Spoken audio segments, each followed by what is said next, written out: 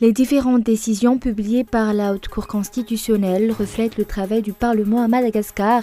Aucun examen approfondi des textes de loi envoyés par le gouvernement n'est fait avant leur adoption, d'après ces décisions de la HCC. D'après les derniers rapports obtenus, 130 sinistrés ont été déplacés temporairement après la chute d'un rocher à Ampamarine samedi dernier, faisant de nombreuses victimes. Ils ont été transférés à l'EPP Mahamasna Sud.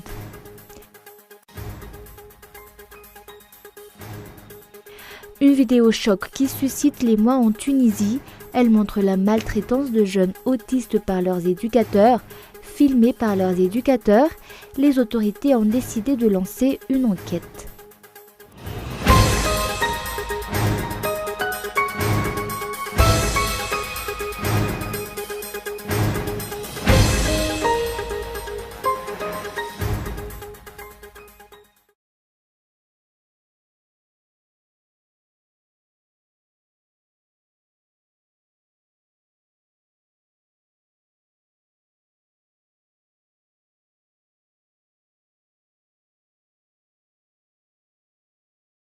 Bonjour à tous et bienvenue dans ce journal.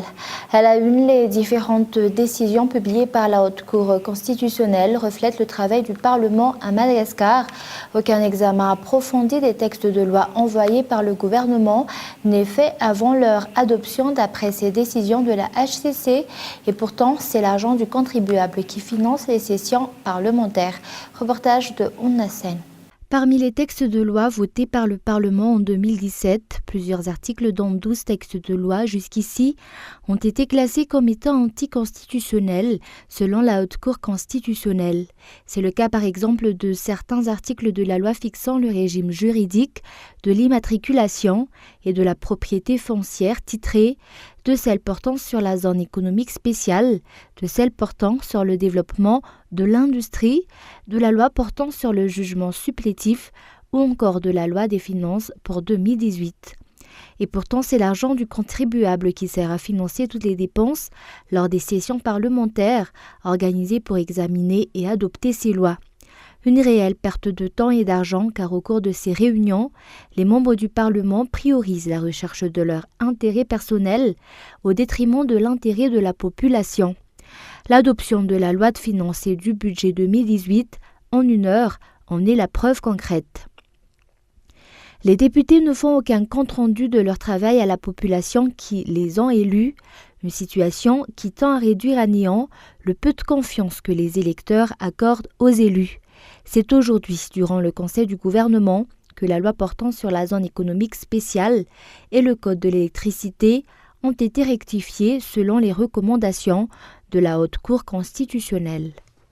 Et le projet du gouvernement de faire passer l'élection des députés avant l'élection présidentielle est sujet à polémique auprès de l'opinion publique. Une nouvelle manière d'éviter ou de repousser l'élection présidentielle qui devrait avoir lieu cette année.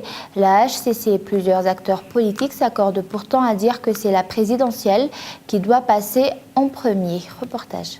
Si des politiciens, la Commission électorale nationale indépendante et la société civile et bien d'autres acteurs politiques s'accordent à dire que le gouvernement devrait prioriser la publication de l'avant-projet du code électoral et déterminer une date exacte pour la prochaine élection présidentielle, c'est pourtant l'élection de députés que le Premier ministre s'est empressé de voir auprès de la Haute Cour constitutionnelle. La réponse donnée par la HCC est claire, comme le dispose la Constitution dans son article 69. Le mandat des députés est de 5 ans et s'achèvera ainsi le 5 février 2019. La prochaine élection de députés se fera donc après l'élection présidentielle. 8 mois avant la date prévue pour l'élection présidentielle, le projet des dirigeants actuels de mettre en place une élection de députés avant l'élection présidentielle soulève de ce fait de nombreuses interrogations auprès de l'opinion publique. Rappelons que la tenue d'une session extraordinaire du Parlement pour l'examen de l'avant-projet de loi sur le code électoral a été évoquée depuis l'année dernière. Et pourtant, aujourd'hui encore, toujours aucune nouvelle de cette réunion des parlementaires. Durant les derniers conseils des ministres, la convocation du Parlement pour cette session n'a pas été abordée à l'ordre du jour. Malgré les efforts et les calculs politiques du gouvernement pour ajourner la prochaine élection présidentielle, de nombreux acteurs politiques s'accordent à dire que cette élection doit avoir lieu cette année au cours de la période prévue par la loi fondamentale. La Commission nationale électorale indépendante, par exemple, renforce le fait que repousser cette élection serait enfreindre la Constitution. D'autre part, des politiciens tels que l'Armada refusent également catégoriquement que l'élection présidentielle soit ajournée. Pour ces derniers, l'élection présidentielle est primordiale et devrait se faire dans le calme et dans une totale transparence. Et actualité économique à Madagascar, le prix de l'or est instable durant ces 2 premiers mois de 2018. Le prix du gramme n'a cessé d'augmenter. Pour un pays, l'intérêt économique de l'or dépend de son prix, d'après un économiste. Reportage. Au cours des 2 premiers mois de cette année, le prix du gramme d'or 18 carats, la catégorie la plus recherchée, varie de 103 000 ariary à 106 000 ariary selon les rapports de Gold Price Data. Le prix du gramme est instable depuis le mois dernier. Si vers la fin du mois de janvier, le gramme de l'or 18 carats était près de 103 000 ariary, actuellement, son prix augmente quasiment tous les jours et atteint les 106 000 ariary.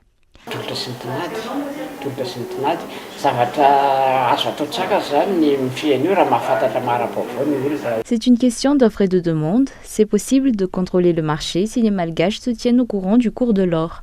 Ce que nous voulons faire, c'est de diriger le marché de l'or de façon moderne, faire connaître au niveau du marché local le cours de l'or sur le marché de Dubaï et sur les autres bourses et les afficher sur un tableau électronique. Sur le marché international, c'est l'offre et la demande qui dictent la variation du cours de l'or. Le commerce de l'or n'est pas encore en manque de suivi à Madagascar. Les informations dans ce domaine manquent également, surtout pour ceux qui travaillent dans le commerce de l'or. La variation du prix de l'or dépend de la valeur marchande de référence, d'après les explications du directeur général de l'Agence nationale de l'or. D'après les dernières statistiques, jusqu'ici, 2017 fait partie des meilleures années en matière de production en or pour Madagascar. Comparé aux années précédentes, 28 kilos d'or ont été extraits de la Grande Île en 1995, 50 kilos en 2008, 580 kilos en 2016 et la production de 2017 a atteint près des 1400 kilos d'après les chiffres officiels. Et le ministère de la Communication n'a toujours pas donné de réponse à la lettre que leur a envoyée le groupement des éditeurs de presse d'information multimédia de Madagascar, une lettre contestant la manière dont a été instituée la commission de délivrance de la carte d'identité professionnelle. Ce groupement va devoir éditer ses propres cartes de presse si le ministère persiste dans sa décision unilatérale. Reportage. C'est le 12 février dernier que le groupement des éditeurs de presse d'information multimédia de Madagascar a envoyé une lettre au ministère de la Communication pour réclamer le respect de la procédure d'institution de la commission paritaire de la délivrance de la carte de presse professionnelle telle que définie par le Code de la communication médiatisée, à savoir la désignation par les entités concernées, journalistes et patrons de presse, de leurs représentants respectifs. Et pourtant, presque une dizaine de jours se sont écoulés et toujours aucun retour de ce ministère. Ce groupement condamne également les démarches consistant à inciter les journalistes à se désolidariser de leur hiérarchie dans le processus d'acquisition de la carte de presse. Et pour finir, cette entité a annoncé se voir dans l'obligation de doter ces journalistes de cartes confectionnées par leurs propres soins si la procédure unilatérale actuellement en cours est maintenue.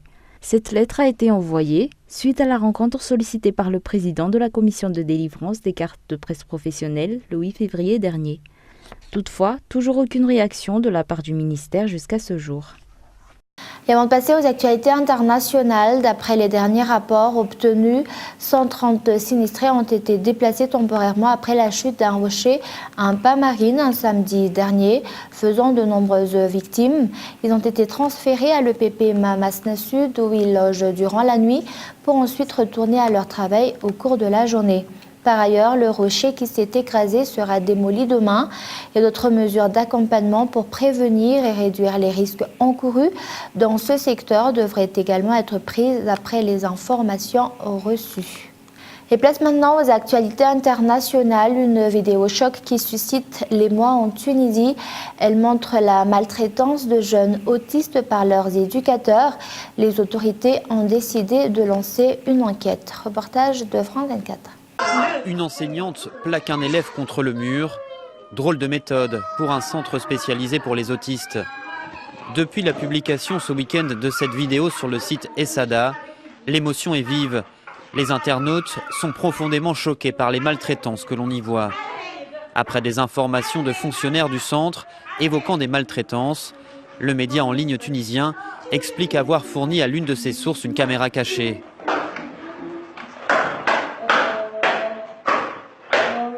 Après 15 jours d'enquête, le bilan est sans appel. Les violences sont quotidiennes et systématiques. Les enseignants pratiquent également des punitions corporelles encore plus humiliantes, comme les douches glaciales ou brûlantes. Ils agissent en toute impunité. Les enfants ne pourront pas se plaindre à leurs parents. Ils ne réalisent pas que ce qu'on leur fait est anormal. Cette séquence a été partagée en masse pendant tout le week-end, suscitant l'indignation générale. De petits rassemblements se sont même tenus pour réclamer la fermeture du centre. Sa directrice et 2 éducatrices ont été placées en garde à vue. Quant aux enfants, ils doivent être placés dans d'autres centres spécialisés. Et le discours de Mahmoud Abbas, très attendu, le président palestinien défend la création d'un État. Reportage. Mahmoud Abbas au Conseil de sécurité de l'ONU, cela n'était pas arrivé depuis 2009. 9 ans plus tard, le chef de l'autorité palestinienne se tourne à nouveau vers les membres du Conseil. Affaibli, confronté à une administration américaine clairement engagée en faveur des intérêts israéliens, Mahmoud Abbas devrait appeler à une reconnaissance de la Palestine comme État membre de l'ONU. Le dirigeant palestinien, qui a déclaré mi-janvier que les accords d'Oslo étaient terminés, va surtout plaider pour des négociations de paix avec Israël dans un cadre multilatéral. Un responsable palestinien donne des détails. Nous pourrons accepter différents formats pour ces négociations. Elles pourraient avoir lieu sous l'égide des 5 membres permanents du Conseil de sécurité et de l'Allemagne, ou bien un quartet élargi, ou encore une conférence internationale de paix. Plus question en tout cas de compter sur Washington. Pour le dirigeant palestinien, les États-Unis se sont disqualifiés en décidant de reconnaître Jérusalem comme capitale d'Israël. Une décision condamnée par l'Assemblée générale de l'ONU et que le chef de l'autorité palestinienne devrait à nouveau critiquer lors de son discours. Face à lui, l'ambassadrice américaine Nikki Haley. Fin janvier, elle avait accusé Mahmoud Abbas de manquer de courage. L'ambassadeur israélien à l'ONU répondra ensuite au président palestinien. Et il y a peu de chances qu'Israël, qui accuse souvent l'Union européenne et les Nations unies de parti pris, n'accepte un autre médiateur que les États-Unis. Et avant de se quitter, je rappelle les grands points de ce journal. Les différentes décisions publiées par la HCC reflètent le travail du Parlement à Madagascar. Aucun examen approfondi des textes de loi envoyés par le gouvernement n'est fait avant leur adoption, d'après ces décisions. Et d'après les derniers rapports obtenus, 130 sinistrés ont été déplacés temporairement après la chute d'un rocher en Pas-Marine samedi dernier, faisant de nombreuses victimes. Ils ont été transférés à l'EPP de Mahamasna Sud. Et enfin, une vidéo choc qui suscite l'émoi en Tunisie. Elle montre la maltraitance de jeunes autistes par leurs éducateurs. Les autorités alors ont décidé de lancer une enquête.